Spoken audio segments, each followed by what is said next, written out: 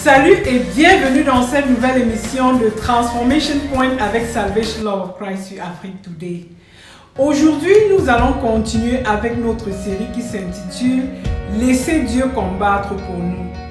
Dans nos rapports avec nos proches, les membres de la famille, nos conjoints, nos collègues, nos voisins, nos amis ou toute autre personne, nous ne manquerons pas de faire face aux différents conflits qui arriveront d'une manière ou d'une autre. Souvent, c'est même en essayant d'arranger les choses, de vouloir faire du bien, que nous rencontrerons d'énormes difficultés et conflits. C'est souvent quand nous allons vouloir maintenir l'harmonie et éviter le désordre et le mal que nous allons rencontrer les oppositions et les ennemis nombreux. Le Seigneur Jésus-Christ était le parfait Fils de Dieu qui, vivant dans ce monde, n'avait jamais commis aucun péché. Il allait partout pour enseigner, guérir et sauver les hommes, mais il est celui qui a connu la plus grande opposition, les souffrances et les tribulations de toutes sortes. Il a été injustement crucifié en voulant faire du bien. Il a connu la mort la plus atroce de la croix à cause de nos péchés. 2 Corinthiens 5:21 dit: celui qui n'a point connu le péché, il l'a fait devenir péché pour nous, afin que nous devenions en lui justice de Dieu. Le Seigneur Jésus-Christ connaît les souffrances de ce monde. Il connaît les genres de conflits auxquels nous pouvons être confrontés et exposés. Lui-même les ayant vécus, il n'est pas surpris de tout ce qui nous arrive.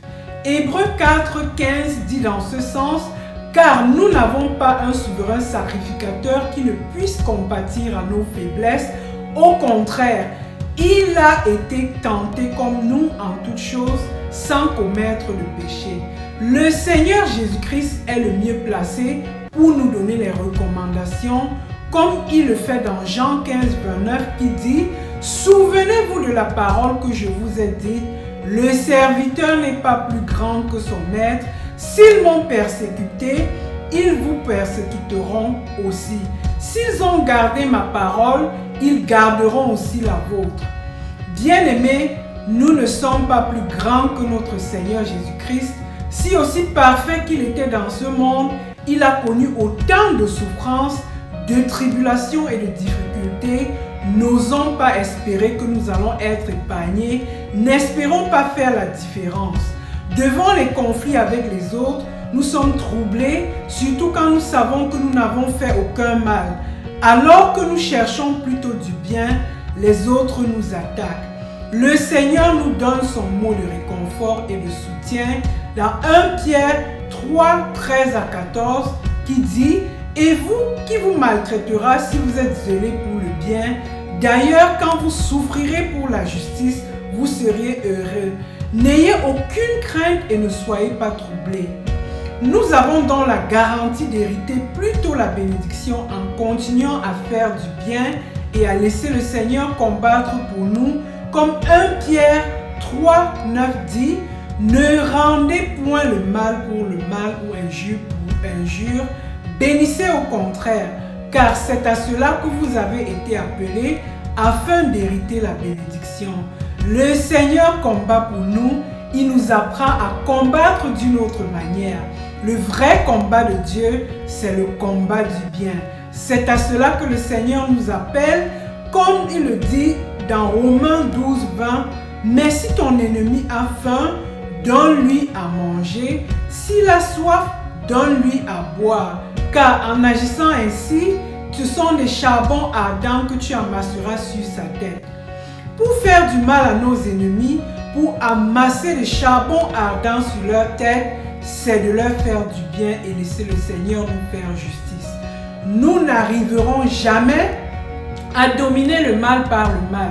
La seule manière de vaincre le mal, c'est par le bien, comme la parole du Seigneur nous dit au Romains 12, 21, « Ne te laisse pas vaincre par le mal, mais surmonte le mal par le bien. » Bien-aimé, le combat que tu mènes aujourd'hui est celui du Seigneur et il ne sera jamais gagné si tu ne le déposes pas entre ses mains et au pied de sa croix et si tu ne suis pas ses recommandations.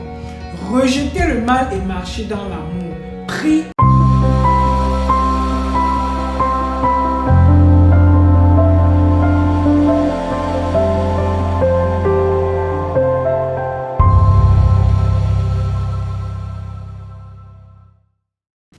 Prie avec moi et répète après moi. Merci Seigneur de me guider dans un combat qui a déjà été gagné dès l'origine. Fortifie-moi afin que je ne me lasse pas de vaincre le mal par le bien, mais que je puisse dominer le mal par le bien. Aide-moi à aimer mes ennemis et à les supporter. Reçois mes louanges et mes adorations. Avec toi, j'ai la victoire éternelle en toutes choses, car tu es mon Dieu et je reconnais que tu m'as sauvé au nom de Jésus-Christ, notre Seigneur et Sauveur. Amen.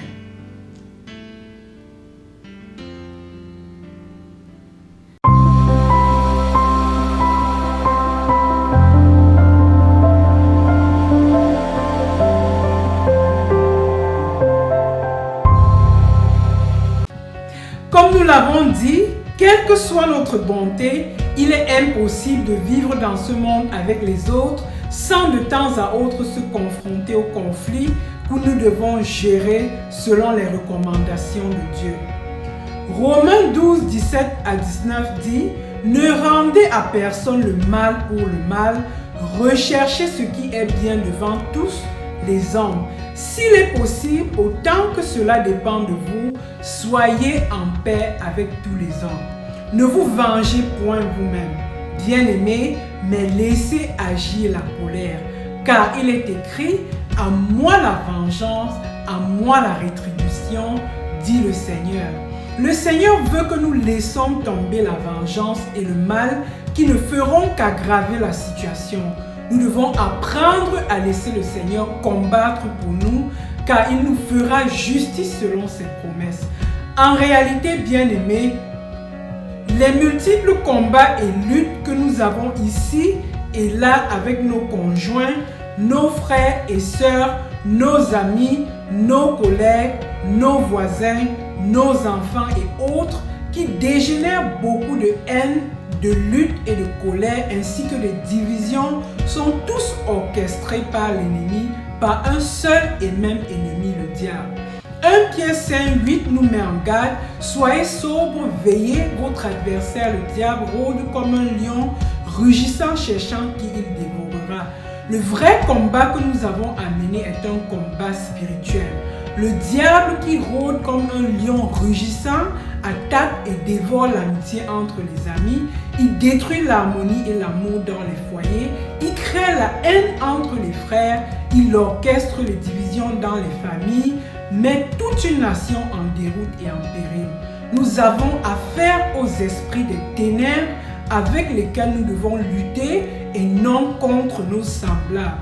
Comme Éphésiens 6, 12 dit, car nous n'avons pas à lutter contre la chair et le sang, mais contre les dominations, contre les autorités, contre les princes de ce monde de ténèbres, contre les esprits méchants dans les lieux célestes. Il y en a qui ont les ennemis partout. On accuse le voisin de sorcellerie, la tante, le frère, le père, le grand-père, et on ne peut pas dormir à cause de tel ou de tel autre vampire. Ceux qui ont lancé les fétiches par ici ou par là. Ceux qui viennent manger la nuit, on a peur, on consulte les marabouts et les choses pour se protéger. Quand on voyage, déménage ou change de partenaire, de chambre, les mêmes choses recommencent Et c'est même encore plus grave et c'est la déprime. Le diable aime et vit dans les ténèbres. Il manipule, il accuse, il utilise les gens qui se laissent aller au mal pour détruire.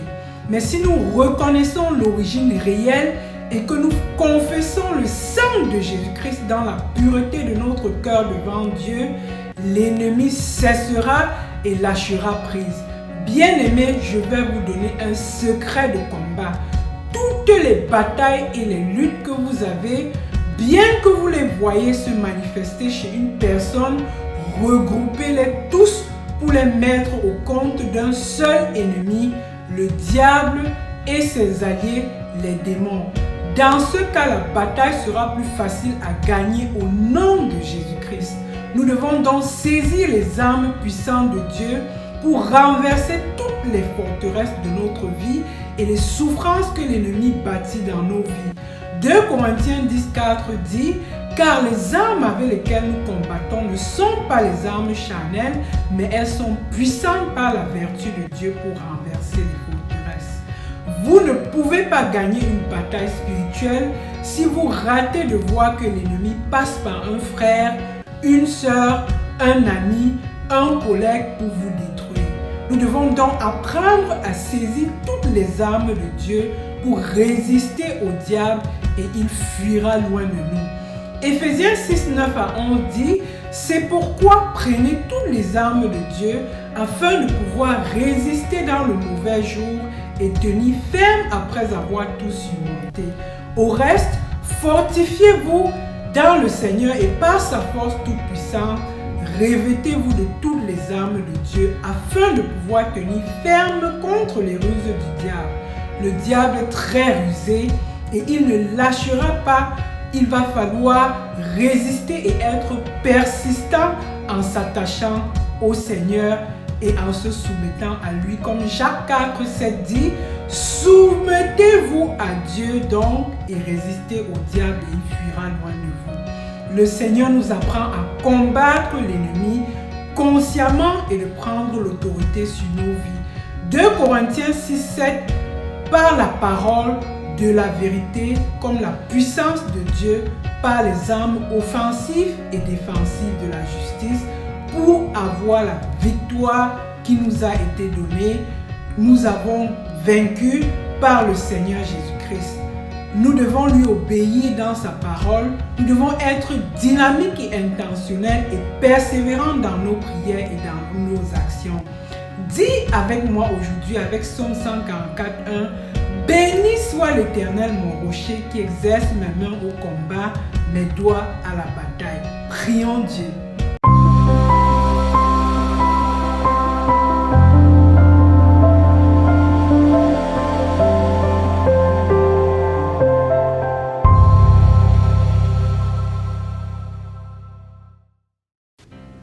Prions Dieu. Merci Seigneur de nous avoir donné la sagesse de reconnaître la stratégie de l'ennemi dans l'ombre qui passe par nos proches pour nous attaquer et nous tourmenter. Nous avons compris que nous n'avons pas à lutter contre la chair et le sang, mais contre les dominations, contre les autorités, contre les princes de ce monde de ténèbres, contre les esprits méchants dans les lieux célestes, en saisissant toutes les armes que tu mets à notre disposition. Nous nous soumettons à toi et nous résistons fermement au diable qui est vaincu dans le sang de Jésus. Aucune arme forgée contre nous ne pourra prospérer. Que ta puissance se manifeste pour anéantir et écraser l'ennemi sous toutes ses formes, qu'il se présente au nom de Jésus-Christ notre Seigneur et Sauveur.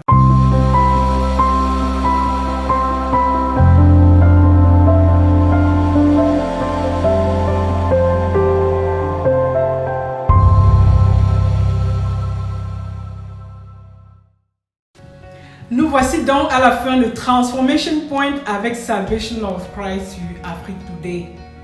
Romains 12:21 nous dit « Ne te laisse pas vaincre par le mal, mais surmonte le mal par le bien. » Le mal donne l'ouverture au diable et les opportunités de nous détruire, de détruire celles des autres qui nous entourent. Nous devons apprendre à résister au diable et la meilleure manière de le faire, c'est de nous soumettre à Dieu et à lui être obéissant et à marcher dans l'amour, dans la paix, dans la vérité. Ouvrez grandement vos mains pour recevoir la bénédiction de Dieu. Que le Seigneur vous bénisse et qu'il vous garde. Que le Seigneur fasse luire sa face sur vous et qu'il vous accorde sa grâce. Allez dans son amour, allez dans sa paix, allez dans sa force, allez dans son assurance et passez une agréable semaine et à dimanche prochain dans une nouvelle émission de Transformation Point avec Salvation Love of Christ sur Afrique Today.